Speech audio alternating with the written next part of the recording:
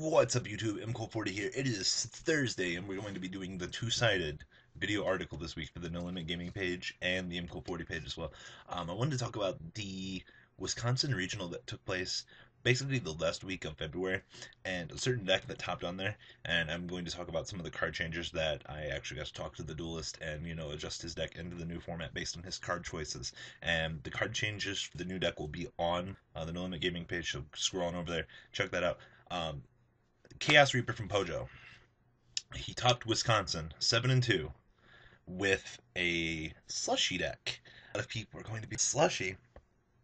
Slushy is this really cool card that basically, if you have 3 in your graveyard and remove from game pile, total, you can do some stuff with it. Now, basically, Slushy's a really cool card. You can banish this card from your graveyard to target one level 5 or higher Sea Serpent monster in your graveyard and special summon that target.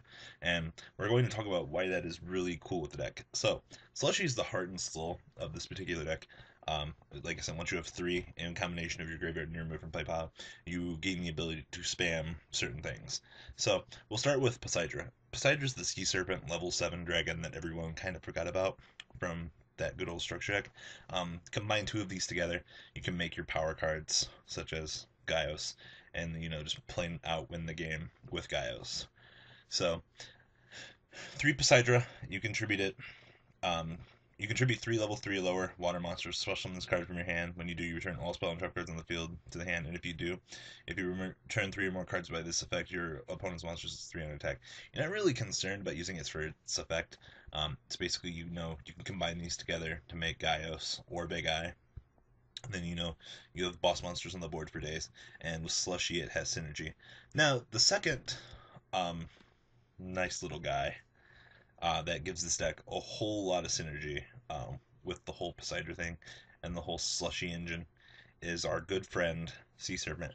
Now, you can't bring back Sea Lancer off of Slushy, but the cool thing is you're going to be dropping a lot of stuff in your remove from game pile with Swap Frog, and you're going to be doing a lot of things. It's basically an engine.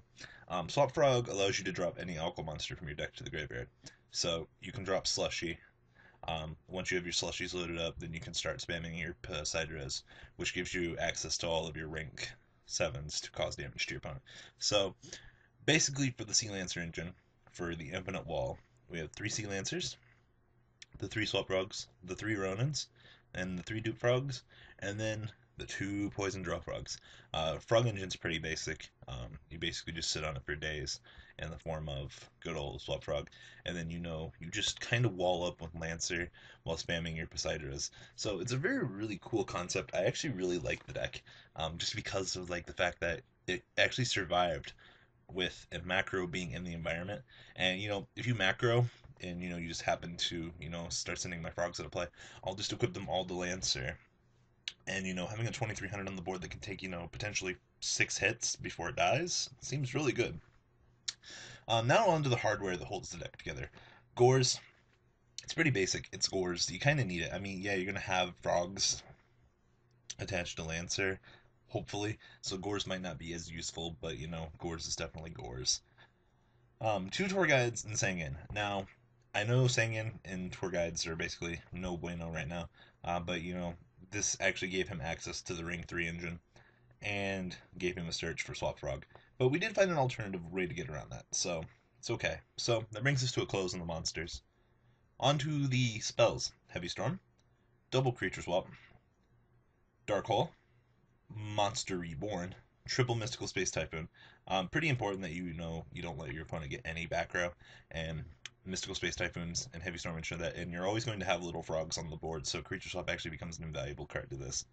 Onto the traps. This is actually what made the deck really interesting. He's not playing Treeborn Frog. Now, most people are like, oh, that's such a blasphemy. No, it's not, because this allows the deck to play the traps and overcome one of the weaknesses that it actually had. So, double Bottomless, double Mirror Force, double Torrential, double Compulsory, and 2 Fiendish Chain. So, pretty cool. It's really nice to actually see that the deck actually overcame its one weakness, which was, lack of defense, and, other builds were playing Trag and Gores and stuff like that.